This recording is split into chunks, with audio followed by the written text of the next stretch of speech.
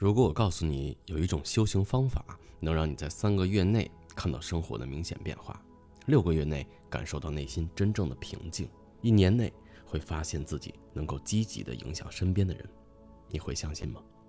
更重要的是，如果我告诉你这不是什么新时代的心灵鸡汤，不是那些让你花几万块钱听课却毫无效果的成功学培训，而是一套有着上千年验证记录，在东南亚深山老林中被无数高僧大德亲身实修证明的真实法门，你愿意花20分钟认真的了解一下吗？今天我要跟你分享一个已经改变了我，也可能改变你人生轨迹的秘密，东南亚阿赞传统的真实力量。但是在开始前，我必须问你几个很现实的问题。你有没有试过去很努力的许愿、祈祷、冥想，买了一堆的水晶、护身符，参加各种心灵成长的课程还有培训，但是生活依旧没有根本性的改变？你有没有感觉自己像在雾中行走，知道自己该提升，但是不知道从哪儿开始，用什么方法？你有没有怀疑过那些在网上大谈特谈开悟觉醒的人，到底有没有真正的实修基础？如果这些问题让你产生了共鸣，那么恭喜你，今天这期视频就是专门为你准备的。因为接下来的20分钟将彻底颠覆你对修行、对改变命运、对灵性成长的所有认知。让我先给你讲一个真实的故事，一个关于我自己的故事。在2012年的圣诞节，我第一次踏进泰国南部的一座小寺庙。那个时候，说实话，我的生活一团糟，我完全不知道出路在哪儿。那座寺庙很小，小到在地图上都找不到标记。我之所以会去那儿，纯粹是因为我迷路了。当时我正在苏拉塔尼旅游散心，我想去一个著名的景点，结果我坐错车了，在一个完全陌生的地方下车了。天很热，我又累又渴，我看到远处有一个寺庙，我就想进去讨一口水喝。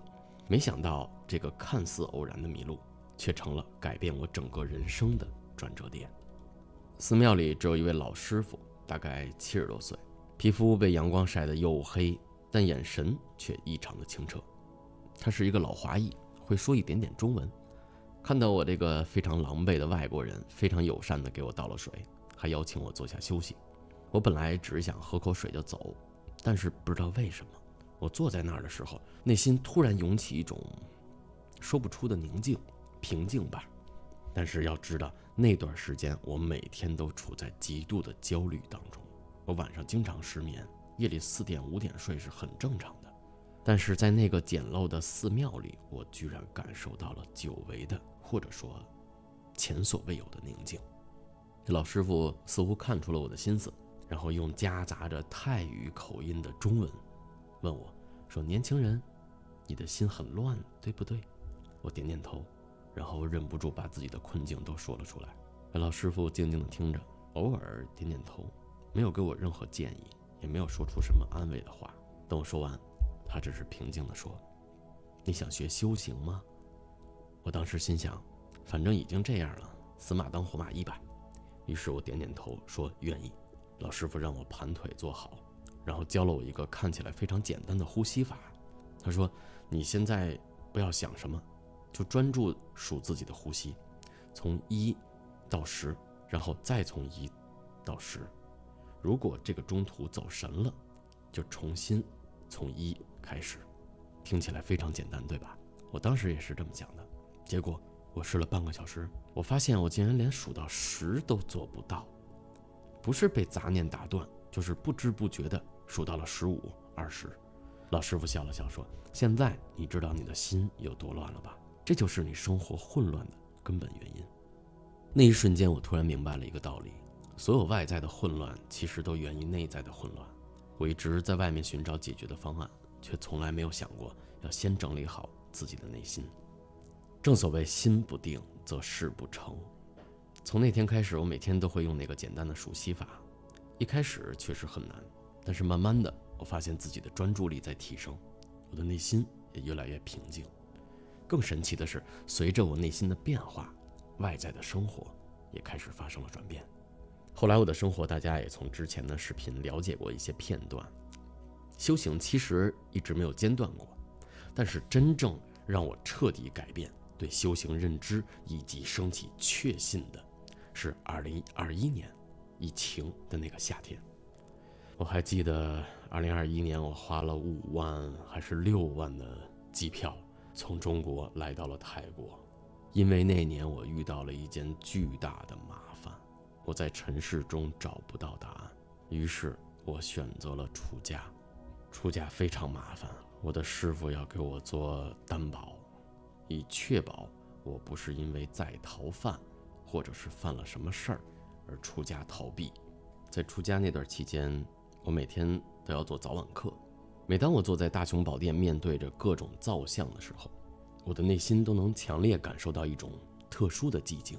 其中有一尊造像给我的印象非常深刻，每当我看着它，就好像得到了某种特殊的感应，那种感应无法描述，不是美好，也不是庄严敬畏，不是我们能描述出来的那种感觉。那种感觉就像是一幅画里的假的人物突然窥探到了我们所在的这个3维世界一样。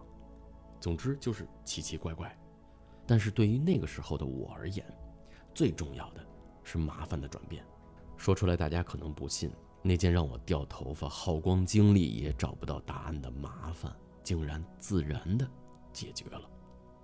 我确定就是那尊造像给予了我某种力量，而后我开始按照我师父给我的次第系统进行修行，不是南传的僧侣的这些修行次第，而是结合了上座部佛教以及萨满传统，包括泰国本土的一些民间信仰。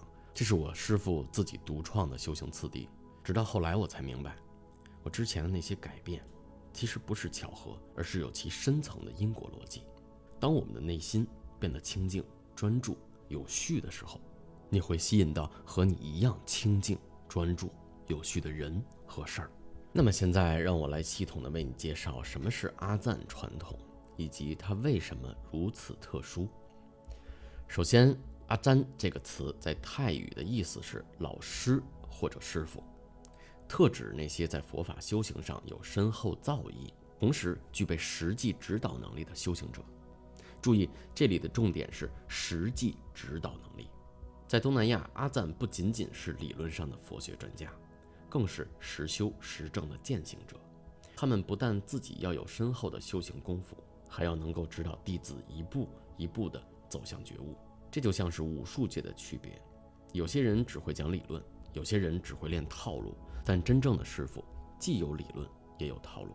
东南亚的阿赞传统有几个非常独特的特点。第一个就是实用性强，他们的修行方法不是那种高高在上，只能在山洞里进行的修行，他们的法门是为了帮助普通人在日常生活中获得真正的改变。不论你是上班族、学生、家庭主妇还是企业家，都能找到适合自己的方式。比如说，有专门针对提升工作能力的专注力训练法，有改善人际关系的慈心修持法，有增强身体健康的能量调节法，有化解负面情绪的关照技巧。这些方法都经历过成百上千年的验证，不是空谈理论，而是真正有效的使用工具。第二个就是层次分明。阿赞传统有着非常清晰的修行层次，从特别基础的持戒、布施、忏悔，到终极的禅定、观慧，还有能量感知，再到高级的解脱、觉悟、度众生，每一个层次都有具体的标准和验证方法。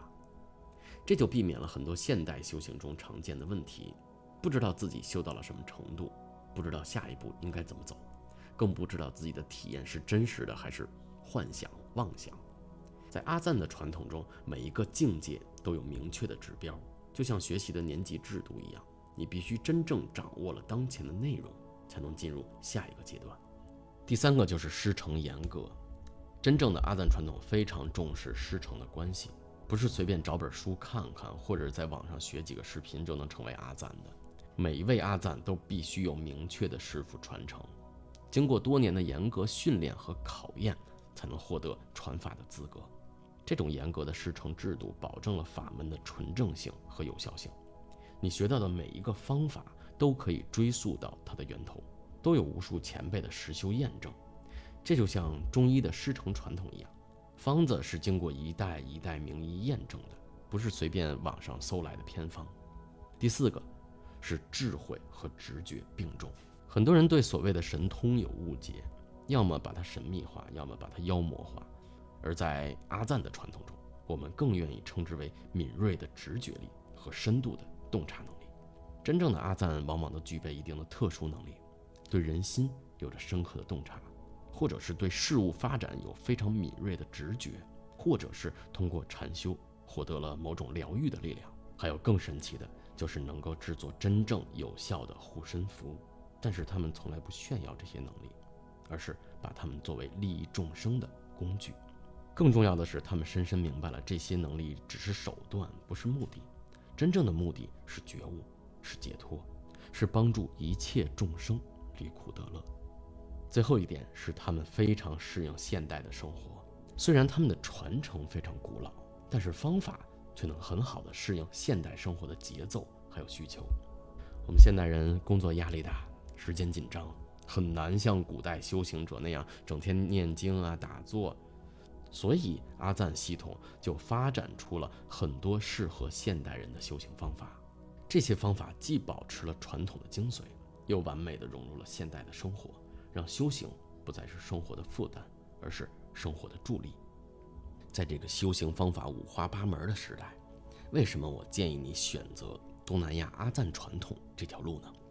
我有5个理由。第一个是它的验证性。现在网上有太多的修行方法，各种大师导师层出不穷，但是问题是，你怎么知道他们教的东西是真实有效的？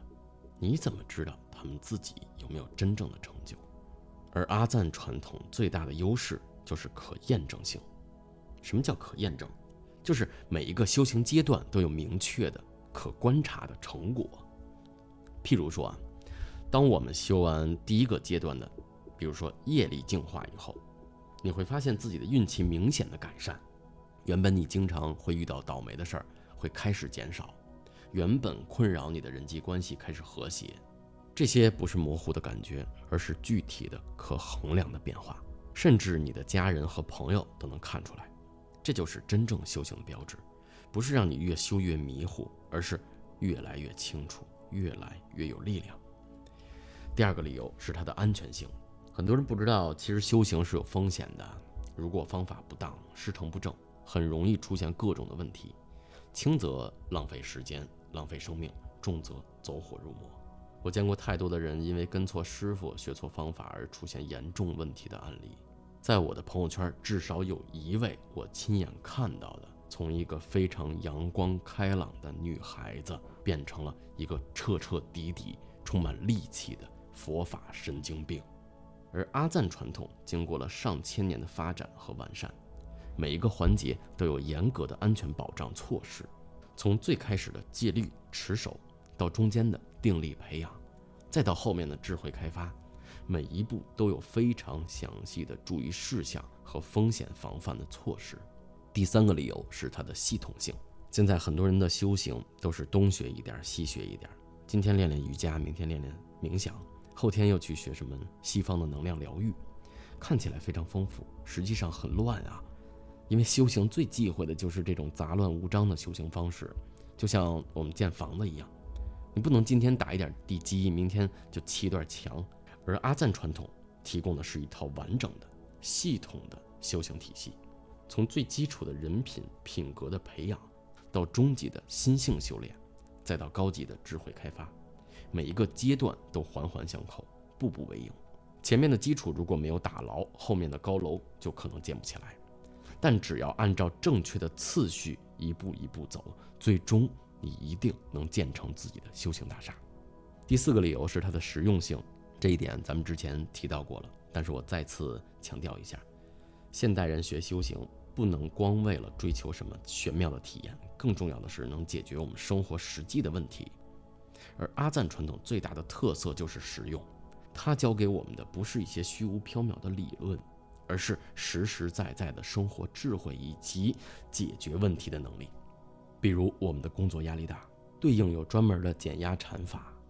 我们的人际关系很差，有人缘增进的修持方法，还是你的财运不佳？当然，它有求财的法门，或者是你的感情不顺，它有专门化解情感业障的方法。总之，生活遇到的所有问题，在这套系统中、传统中，都能找到对应的解决方案，而且这些方案都经过了无数人的验证，确实有效。最后一个理由是它的究竟性，这应该是所有修行者最想知道的。虽然阿赞传统非常注重实用，但是它的最终目标并不只是让你在世俗中过得更好，而是要一步一步引导你走向真正的觉悟还有解脱。这套传统有一个非常清晰的修行路线图，首先是从解决现实问题开始，然后逐步深入到心性的根本，最终达到彻底的解脱。在这个过程中，你会发现自己的视野越来越开阔，你的格局会越来越大，智慧越来越深。最终，你不仅自己获得了真正的自由和快乐，还具备了帮助别人的能力还有智慧。这就是菩萨道，自觉觉他，自利利他。这就是为什么一白要推荐阿赞传统的5个核心理由。当然，选择什么样的修行道路，最终还是要看我们的因缘还有选择。但如果你真的想要一条安全、有效、系统的修行道路，我相信阿赞传统绝对值得你认真考虑。那么听了这么多理论，你可能会想，这些听起来很有道理，但是我能不能马上体验一下呢？我能不能感受到你说的那种力量呢？正是因为这个原因，我决定教你一个我师父传授给我的入门方法。这个方法简单易学，但效果强大。你今天晚上就能上手。如果你能认真练习1个星期，你会感受到明显的变化。这个方法叫做3步静心法，是我的师父教给我的入门功课。首先，我们要找到一个安静的地方坐下，可以是椅子，也可以是躺在床上。关键是让你的脊背保持直立，但是不要过度紧张。然后双手自然地放在膝盖上，或者采用泰式的合掌手势。合掌的时候，双手放在胸前，手指向上，轻轻合拢，就像你在向佛或者菩萨致敬一样。现在闭上眼睛，开始做3次深呼吸。第1次呼吸，想象你吸入的是纯净的白光，呼出去的是身体里所有的毒素还有污浊。第2次呼吸，想象你吸入的是治愈的能量，而呼出的是所有的疾病还有不舒服。第3次呼吸，想象你吸入的是平静的力量，呼出的是所有的紧张还有压力。做完3次以后，回到自然的呼吸节奏，但是要保持对呼吸的觉察。什么意思呢？就是感受空气进入鼻孔的清凉，然后感受你胸腹的起伏。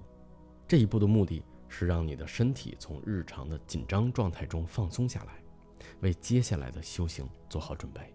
很多人小看了这一步，觉得只是简单的放松，但实际上身体的净化是整个修行的基础。如果我们身体充满紧张和毒素，我们的心灵就很难获得真正的宁静。身体放松以后，接下来第2步就是心念净化，这是这个方法的核心部分。首先我们开始数息，但这里的数息和一般的数息有不同。你要在心里默念，吸气1，呼气1，吸气2，呼气2，一直数到10，然后再从1开始。重点来了，每次数数的时候要同时在心里默念一句咒语。我们可以用观音菩萨的6字大明咒，它具有非常强大的净化力量。那么具体的方法就是吸气的时候默念不是真正念出来，因为你在吸气的时候是无法念出声的。默念 Om Mani， 呼气的时候北美 Om， 然后下一次呼吸，吸气的时候默念 Om Mani， 呼气的时候北美 Om， 然后心里数2，以此类推。刚开始你可能会觉得很复杂，同时要注意呼吸、数数、念咒语，但这正是这个方法的奇妙之处。它让你的心有多个任务要处理，反而不容易胡思乱想。如果你中途走神了，你发现自己在想别的事儿，不要沮丧，也不要自责，只要轻轻地把注意力拉回来，然后重新从1开始数就可以了。在这个过程中，你可能会感受到你的内心逐渐平静下来，那些平时困扰你的杂念开始减少，这就是心念净化的效果。我们完成了身体的净化和心念净化以后，最后一步是意念的祈请。这一步非常重要，它决定了我们这次修行的方向和效果。首先，我们保持刚才平静的状态，在心里真诚的向观世音菩萨或者是你信仰的任何神佛祈请。祈请的内容可以是，请赐予我智慧，让我能够做出正确的选择；请赐给我慈悲，让我能够理解和宽恕别人；请赐给我力量，让我能够克服生活中的困难；请护佑我和我的家人健康平安。但是请记住啊，这是祈请，它不是许愿，你不能像许愿井一样要这个要那个，放大我们的贪婪。真正的祈请是一种谦卑的请求，是承认自己的不足，然后请求更高智慧的指导还有帮助。而且我们在祈请的同时，要发愿去帮助别人。比如，当我获得了智慧和力量以后，我用来干什么呢？我用来帮助更多需要帮助的人。这种利他的发心会让你的祈请更有力量。就像我这次分享秘法的初心，完全开诚布公，不会遮遮掩掩，没有半点隐瞒，也不会私下搞什么收费系统。所有明确的次第、修行的方法，还有我其中的感悟，我都会毫无保留地说出来。而这种利他的发心会让我们的祈请更有力量。最后，以感恩的心去结束这次修行。感恩有这个学习修行的机会，感恩有一个健康的身体，感恩你生活中的一切，包括那些困难还有挑战。然后慢慢地睁开眼睛，活动一下手和脚，这次修行就完成了。当然还有几个修行以后的注意事项。